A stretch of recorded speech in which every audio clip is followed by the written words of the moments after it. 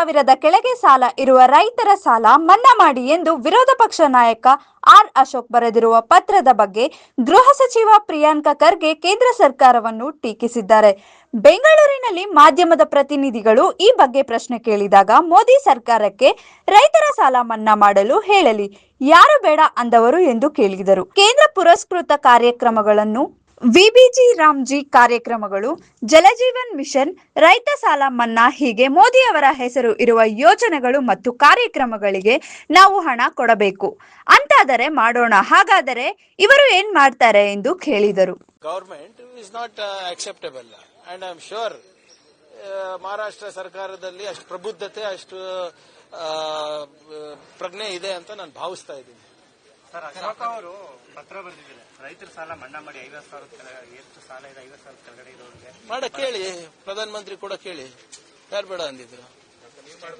ಹೌದು ಸರ್, ನಾವೇ ಈಗ ವಿಬಿಜಿ ಗ್ರಾಮ್ಜಿನೂ ನಾವೇ ಮಾಡಬೇಕು. ಕೇಂದ್ರ ಪುರಸ್ಕೃತ ಕಾರ್ಯಕ್ರಮಗಳು ಯಾವ್ದು ಮೋದಿ ಅವರ ಹೆಸರಿದೆ ಅದಕ್ಕೆಲ್ಲಾನು ನಾವೇ ದುಡ್ಡು ಕೊಡಬೇಕು. ಜಲ್ ಜೀವನ್ ಮಿಷನ್ಗೂ ನಾವೇ ದುಡ್ಡು ಕೊಡಬೇಕು. ರೈತರ ಸಾಲನು ಮನ್ನಾ ಮಾಡಬೇಕು ಅಂದ್ರೆ ಮಾಡೋಣ. ಇವ್ರು ಏನ್ ಮಾಡ್ತಾ ಇದ್ದಾರೆ? What is the state government's responsibility versus the central government's responsibility? ಇದೇ ಅಶೋಕ್ ಅಣ್ಣಂಗ್ ನೆನಪಿಸ್ತೀನಿ, ಯಡಿಯೂರಪ್ಪ ಅವರು ಮೇಲ್ಮನೆಯಲ್ಲಿ ಸಾಲ ಮನ್ನಾ ಮಾಡಿ ಅಂತ ಪ್ರಸ್ತಾಪನೆ ಮಾಡಿದಾಗ ಉಗ್ರಪ್ಪ ಅವರು ಏನಂದಿದ್ರು, ನನಗೆ ನೋಟ್ ಛಪಾಸ ಮಿಷಿನ್ ಇದೆಯಾ, ಸಾಲ ಮನ್ನಾ ಮಾಡ್ಲಿಕ್ಕೆ ಆಗಲ್ಲ, ನನ್ನ ಹತ್ರ ಏನ್ ಪ್ರಿಂಟಿಂಗ್ ಪ್ರೆಸ್ ಇಟ್ಕೊಂಡಿದ್ದೇನಾ ದುಡ್ಡಿಂದು ಅಂತ ಹೇಳಿದ್ರು.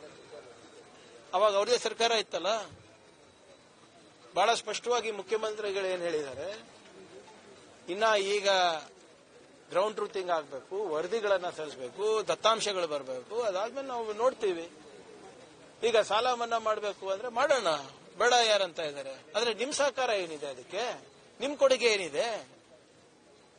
ಕೇಂದ್ರ ಸರ್ಕಾರದವರು ಮತ್ತೆ ನಿಮ್ ಎಂಪಿಗಳೆಲ್ಲ ಏನ್ ಮಾಡ್ತಾ ಇದ್ದಾರೆ? ಬರೀ ಮನ್ ಕಿ ಬಾತ್ ಕೇಳಕ್ಕಿರೋದ ನೀವು?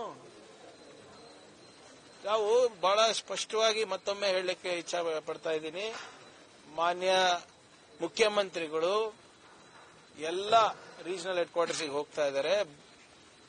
ಬರ ಪರಿಸ್ಥಿತಿಯನ್ನ ಹೇಗೆ ನಿರ್ವಹಣೆ ಮಾಡಬೇಕಂತ ಸಲಹೆ ಪಡಿತಾ ಇದ್ದಾರೆ, ವರದಿ ಪಡಿತಾ ಇದ್ದಾರೆ. ಅದು ಏನ್ ಕೇಂದ್ರ ಸರ್ಕಾರದ ಮಾನದಂಡದ ಪ್ರಕಾರ ಡ್ರಾಟ್ ಡಿಕ್ಲೇರ್ ಆಗಬೇಕಾಗಿದೆ, ಅದಕ್ಕೆ ಏನೇನ್ ಬೇಕು ವರದಿಯನ್ನ ಸಿದ್ಧಪಡಿಸ್ತಾ ಇದ್ದಾರೆ. ಅದಾದ್ಮೇಲೆ ತಾನೇ ಇವೆಲ್ಲಾನು. ಮತ್ತೆ ಡ್ರಾಟ್ ಡಿಕ್ಲೇರ್ ಮಾಡಕ್ ಹೇಳಿ ಕೇಂದ್ರ ಸರ್ಕಾರಕ್ಕೆ. ಯಾಕೆ ವಿಳಂಬ ಮಾಡ್ತಾ ಇದೆ? ನಮಗ್ ಪ್ರವಚನ ನೀಡೋದ್ ಬಿಟ್ಟು ಅಶೋಕ್ ಅವರಿರ್ಬೋದು, ವಿಜೇಂದ್ರ ಅವರಿರ್ಬೋದು, ಕೇಂದ್ರ ಸರ್ಕಾರಕ್ಕೆ ಪತ್ರ ಬರೀಲಿ. ಮಾನವೀಯತೆಯ ದೃಷ್ಟಿಯಿಂದ ತುರ್ತಾಗಿ ನೀವು ನಿಯಮಗಳನ್ನ ಸರಳೀಕರಣ ಮಾಡಿ ಸಡಲ್ಗೊಳಿಸಿ ಬರೋದು ಡಿಕ್ಲೇರ್ ಮಾಡಕ್ ಹೇಳಿ.